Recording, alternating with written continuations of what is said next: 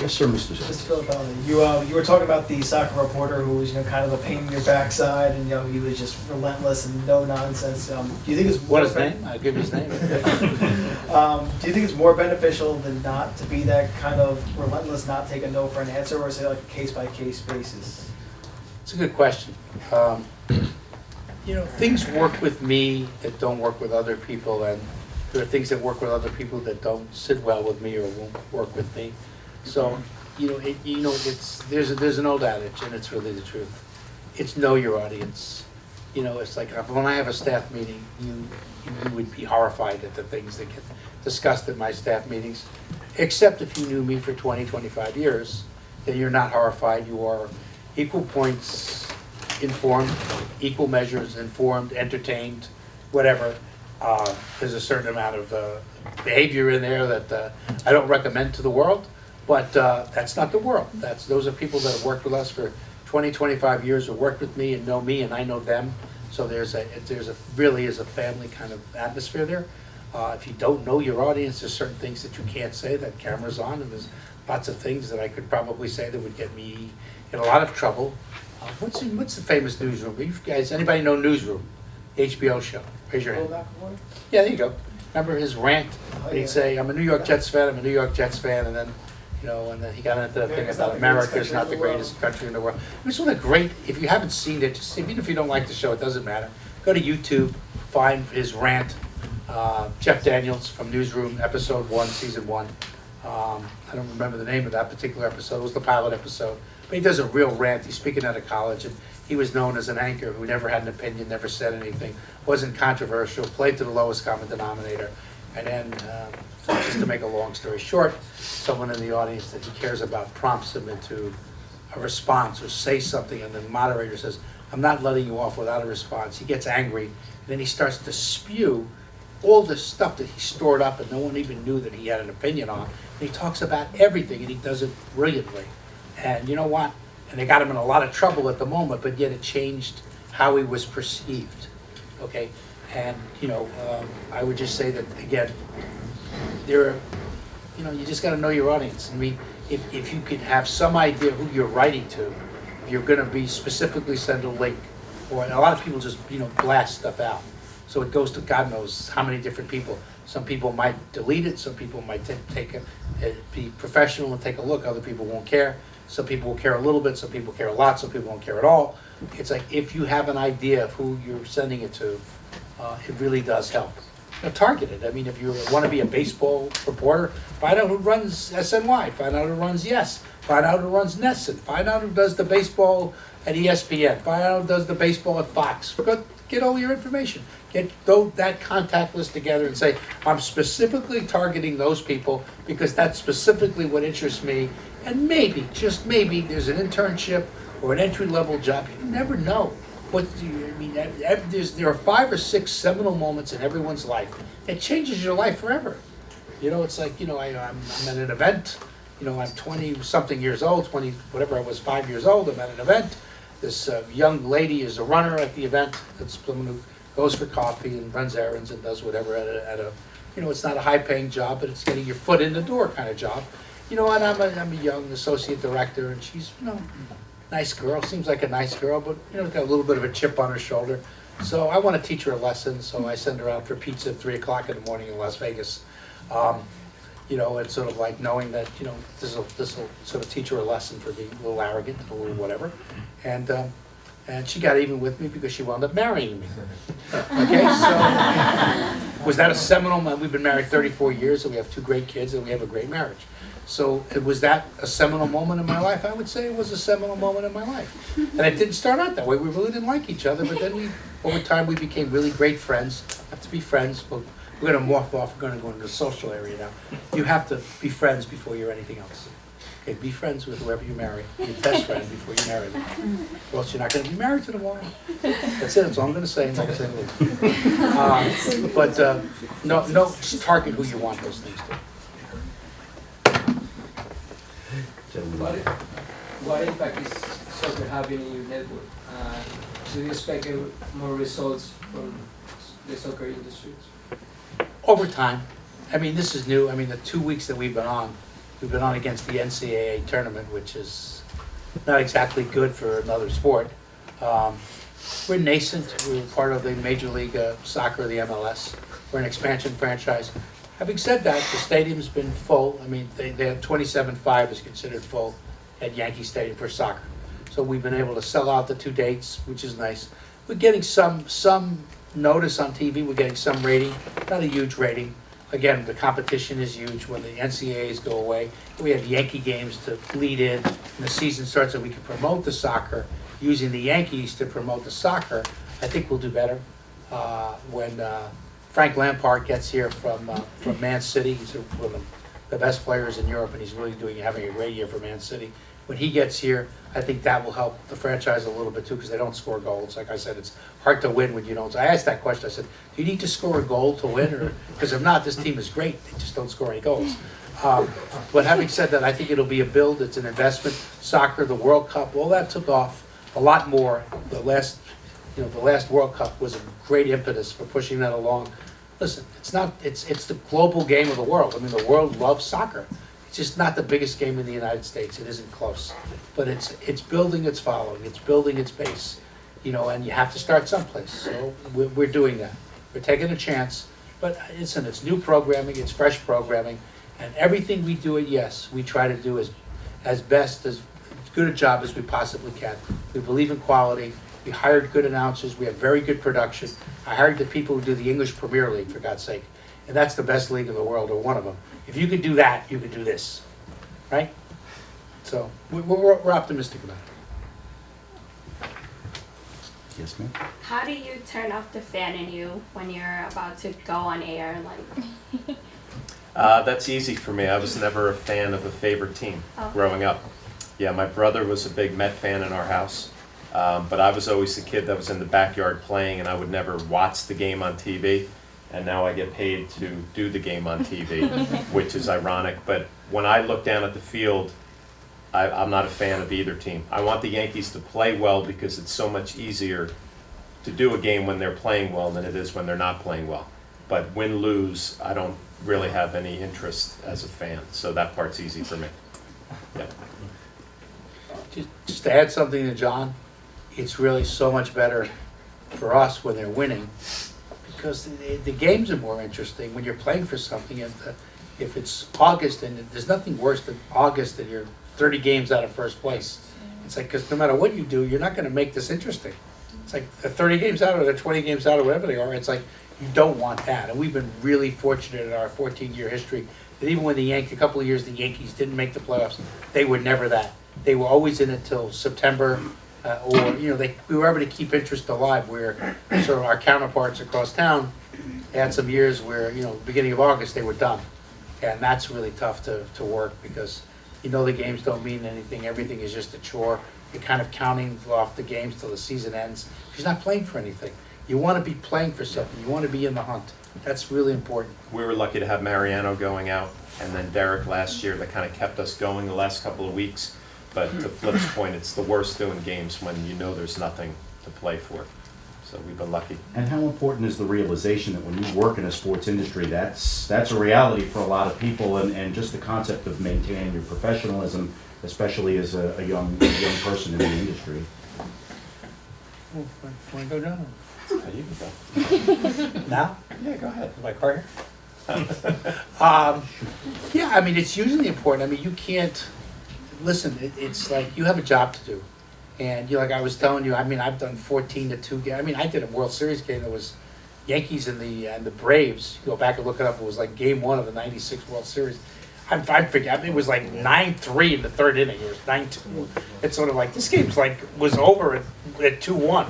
It's like, they're going to win this game. It's a World Series game. And how are we going to maintain interest in this? But that's where you reach deep down inside and you say, okay, we'll make this as interesting as we can.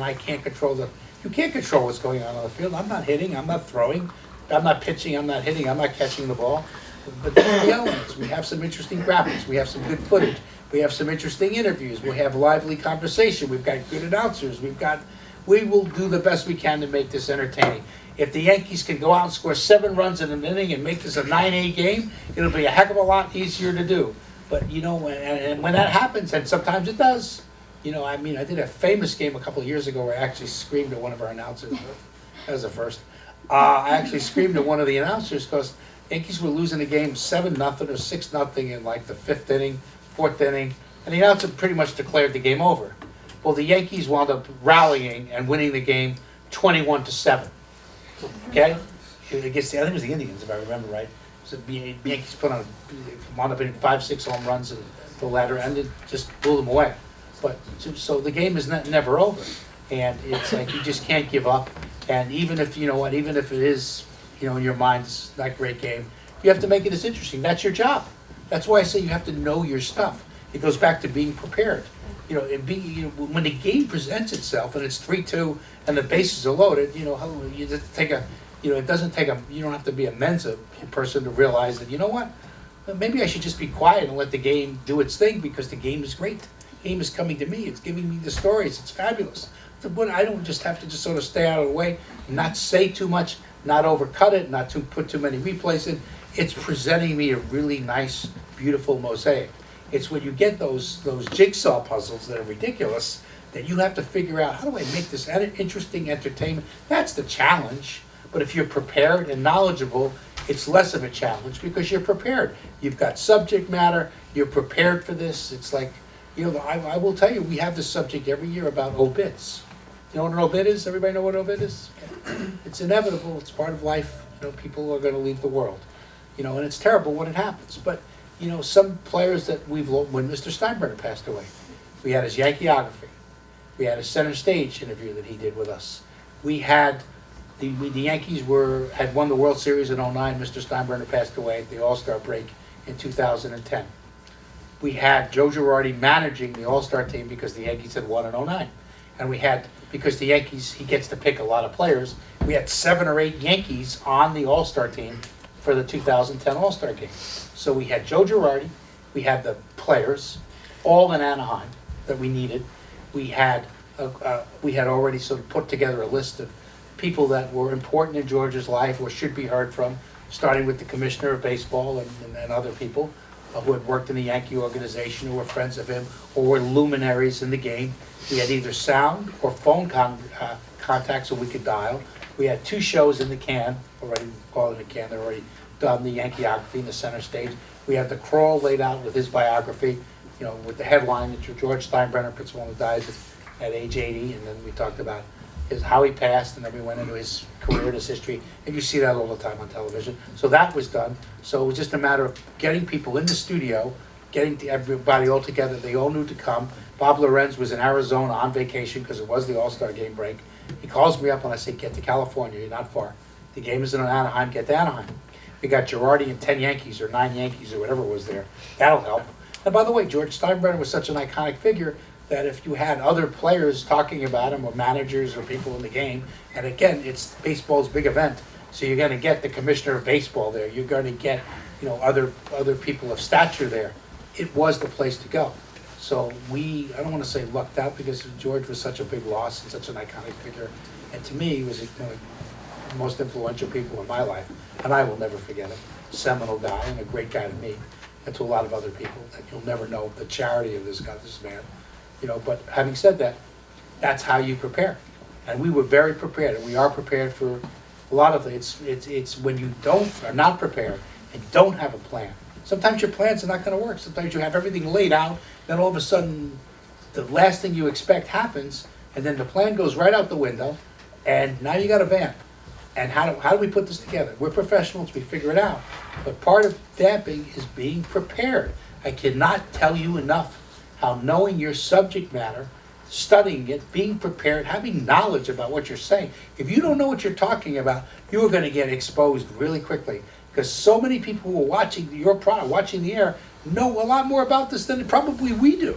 They're that well versed in it. They'll call you out on the smallest little thing. So you better know your stuff and have your presentation down.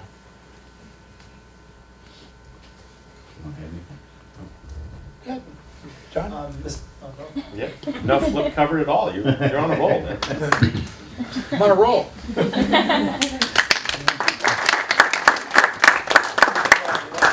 You've been raised in, West Nyack, you live in Pearl River, you're heavily involved with Rockland Boulders, you're at Boulders games. How important is it, do you think, that no matter where your career takes you, which in your case was a successful MLB career and a successful broadcasting career currently, to remember your roots and remember where you come from? Well, it's very important. I mean, I lived in Tampa for 7 years. 2 of my 3 kids were born down there. My wife is from Yonkers, but we always knew we wanted to come back home. So, this retirement job transition into the broadcasting has been perfect because I'm able to stay at home. I'm able to have a lot more free time with my family. I do get to travel with the team, so I do have a professional part of my life. But Rockland County, West Nyack, and Pearl River have been very important to me. So this is making the Yankees for 3 years was fantastic, and this that has followed it has just been perfect, being able to stay home. The Boulders is probably more than I ever thought it would be. It means a lot to me. Winning a championship last year was phenomenal. Giving out some championship rings on May 21st, opening night, is going to be fantastic as well. Now it's a different point. When you're an owner, you have to pay for the rings instead of a player where you get the ring. But that's going to be kind of part of the transition. It's going to be a fun night for all of us. Thank you. I think we have time for one more. We've spoken a lot about preparation on many different aspects, not to change the subject too abruptly, but as a player here, and as a player for so many years in like the pros and stuff, how do you prepare day in and day out to go out there and just enjoy the game and really, but still have the idea of it still being somewhat of a job, I guess?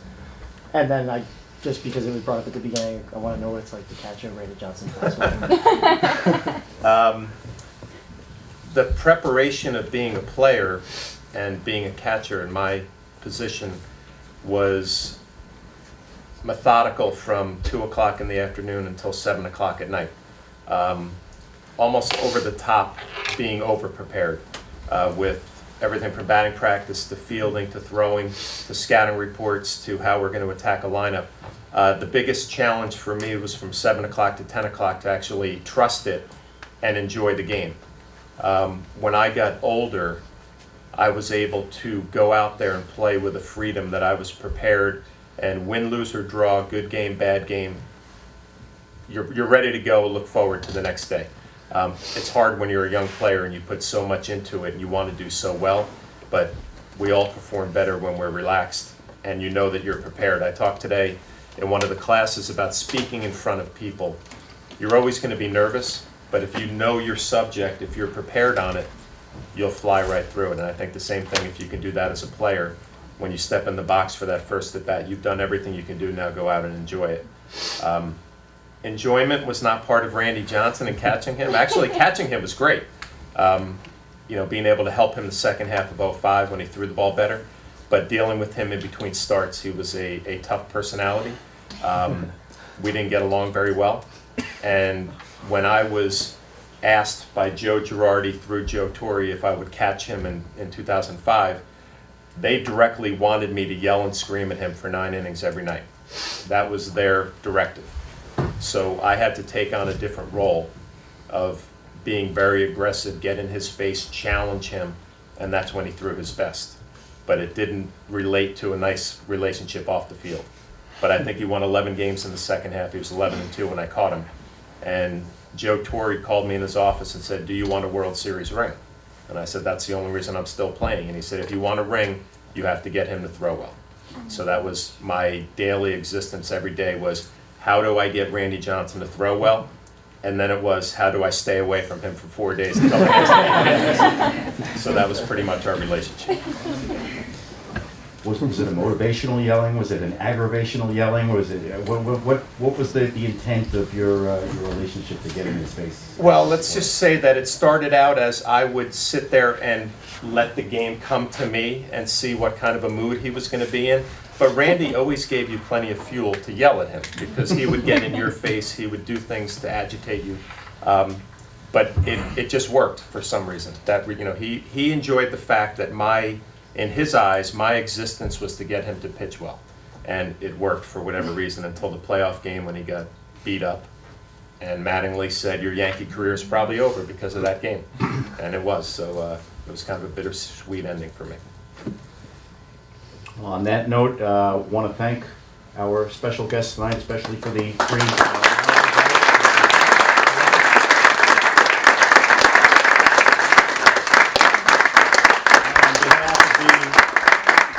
management program, the communications program. Want to thank you all for attending tonight. Thank you for your questions and for your attention all night. John Filippelli, John Flaherty, thank you for joining us. And we wish you guys all the best. Thank you.